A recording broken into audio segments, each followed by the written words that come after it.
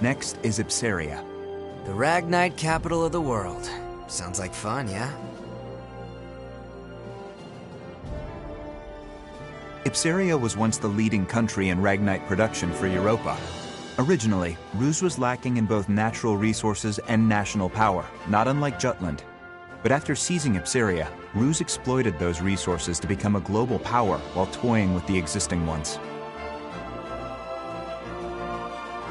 In a manner of speaking, Ipsaria is the heart of the Rusi Empire. We will have Jutland taken.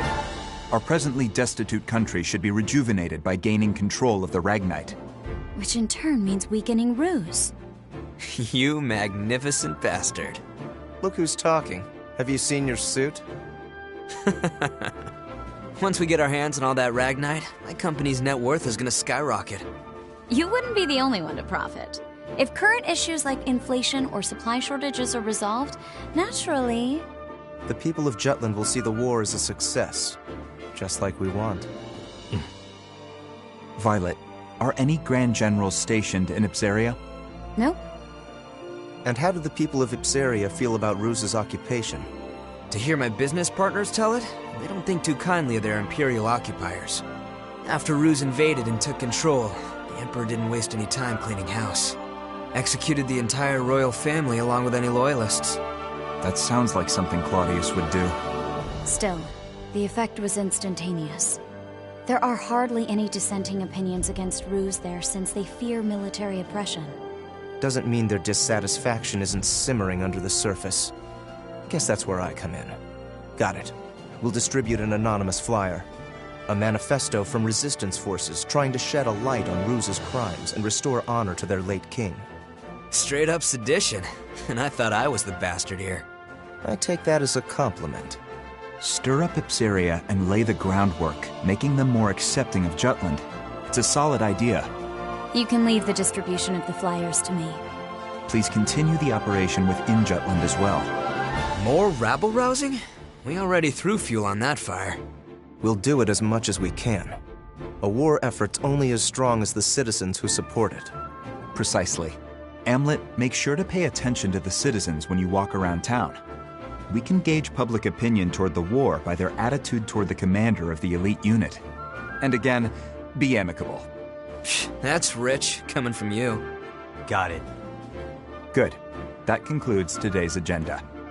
Well then, meeting adjourned. It's about to get real busy around here.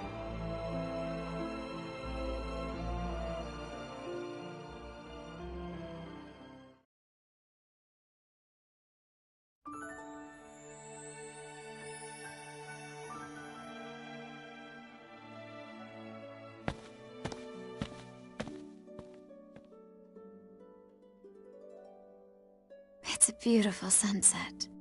We can't help but come here, can we? This used to be our favorite spot. Yeah. I have an idea, Am. What do you say we go grab a drink afterward? I'd rather just get back to headquarters. Oh, come on. A few rounds wouldn't hurt. We don't need anyone getting suspicious of me.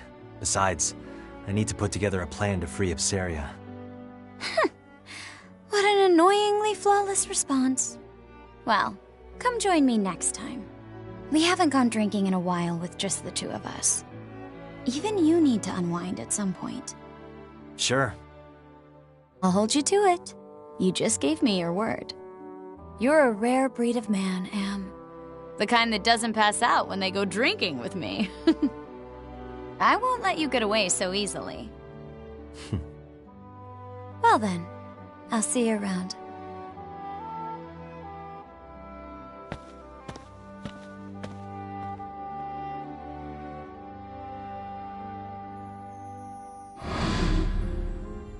All right, everyone, let's head back home.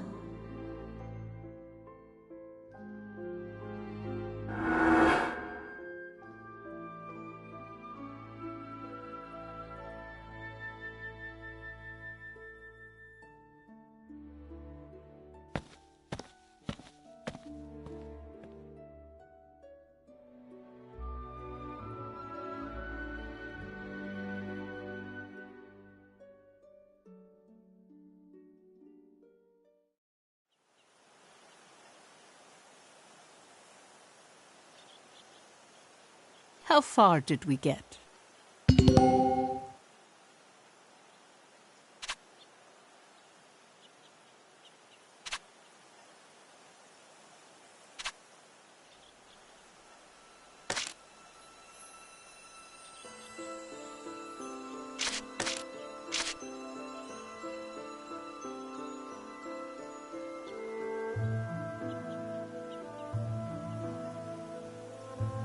This is a true story.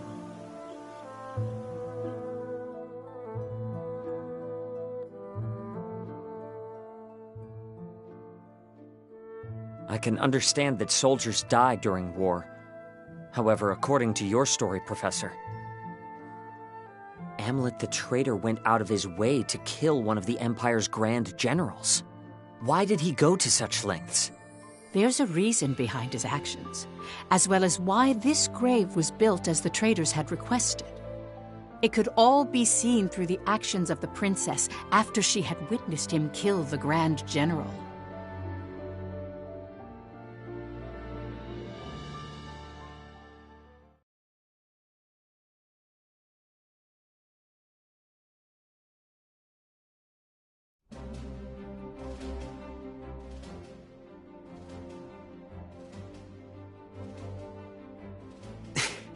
Why don't we catch our breath?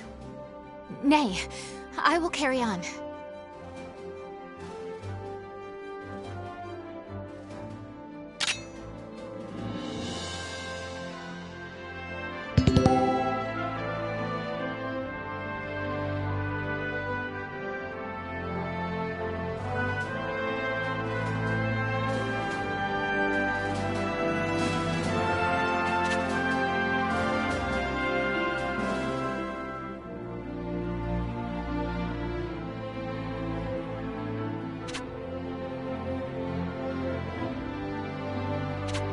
Commencing operation! In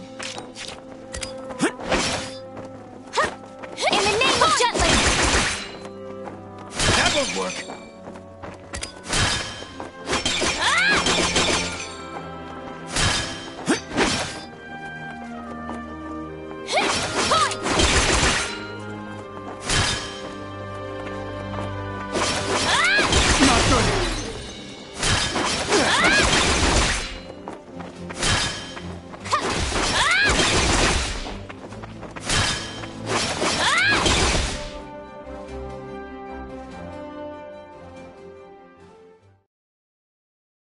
You mustn't push yourself too hard. Our next operation approaches. I must prove myself by then. During our first mission, I was naught but a burden. I wish for my mind to be as well honed as this blade. Only then will my soul know peace. Are you referring to the soldier you slayed? My dreams have been haunted by that moment. That, however, is because I knew so little of combat. One who mourns the death of an enemy has no place in war. Because I have declared to my people that I will continue to stand at the front lines, I cannot allow my heart to falter. They say to pity a starving, dying animal is to show great empathy. But to show great empathy means to put yourself at risk. Wild animals do not worry for other wild animals. To them, life is the never-ending struggle to survive, to find food. It's the same for us on the battlefield. There's no room for empathy. 'Tis a harsh world we live in. Indeed it is.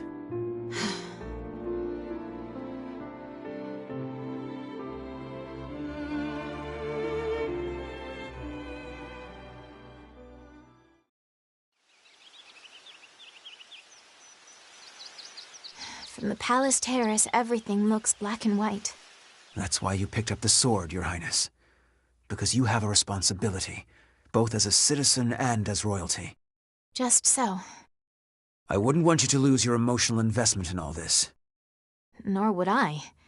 Yet that is precisely why I worry about Anlit. I've pored over countless records, but there is nothing on him prior to his adoption. The lack of information on him is highly unusual. Did he share anything with you during your time at the Institute? Not at all.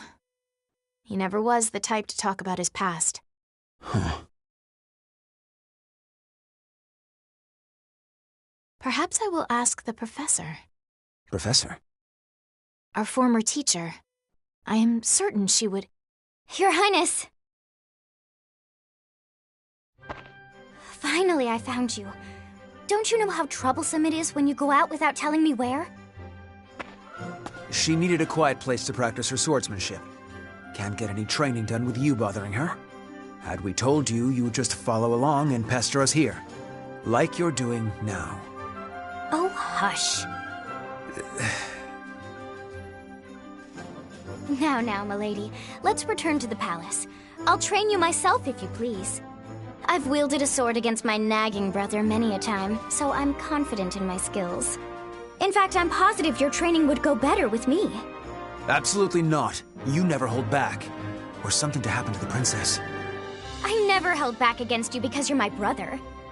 If that wasn't obvious, it's no wonder you can't find love, despite sharing some of my good looks.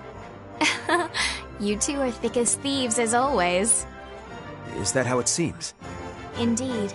I already envied your kinship, but the bond you both share really is something special. Huh. What kind of sibling would you wish for, Princess? A kind and caring big sister? Or a rambunctious little brother? Let me see. Either way, I certainly would be content.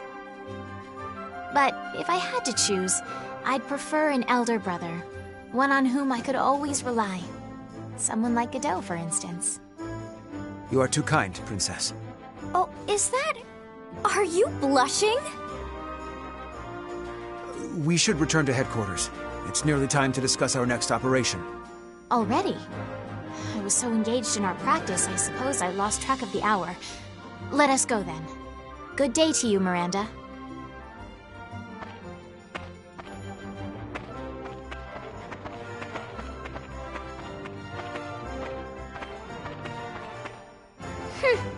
Guess my big brother's got a soft spot, after all.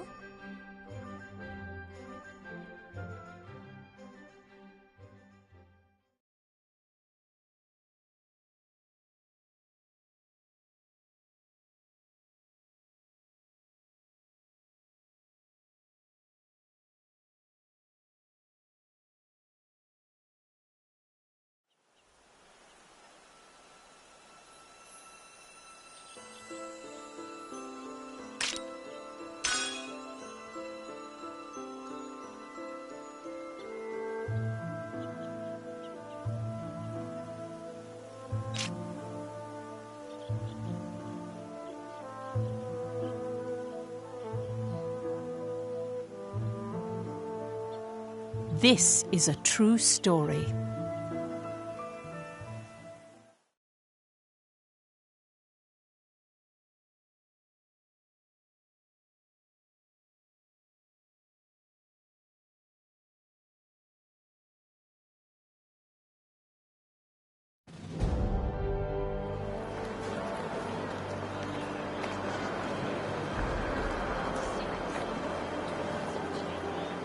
Even the young individuals who would later be branded as traitors each had a place to call their home.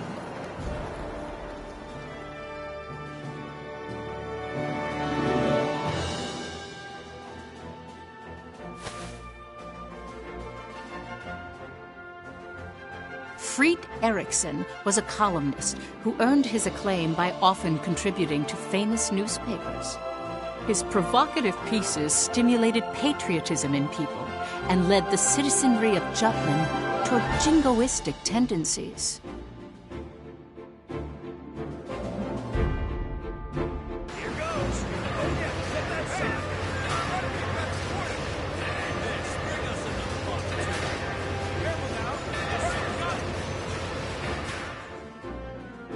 Basil Sabanci inherited his adoptive father's company and factory.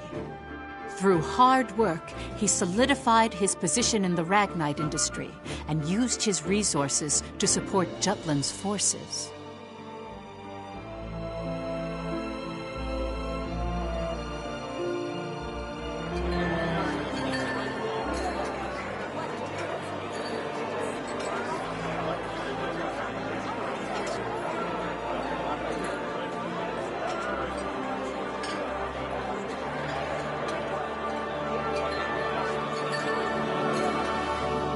Violet Sand was in military intelligence, although no detailed records of her remain. She had infiltrated and gathered intel on not only the Ruzi Empire, but various other world powers all by herself. The facts surrounding her only came to light in recent years due to more in-depth investigation and research techniques.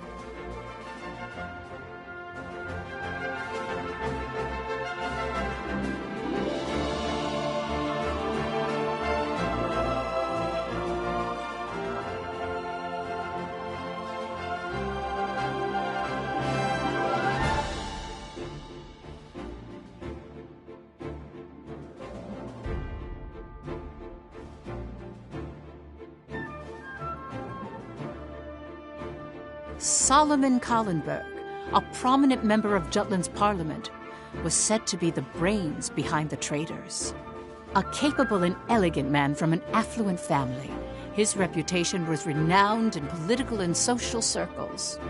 He thrust himself into politics, suppressed the non-radical factions of parliament, and allowed the war to continue.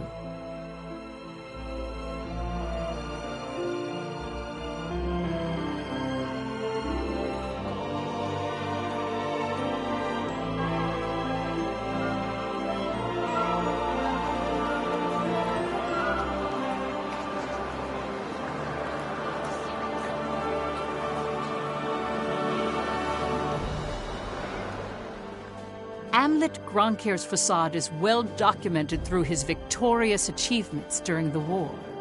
The young hero who led the anti-Valkyria squad. Without him, the Liberation War would not have been won. As you can see, they all have different facets. Knowing each one will bring us closer to the truth behind the traitors.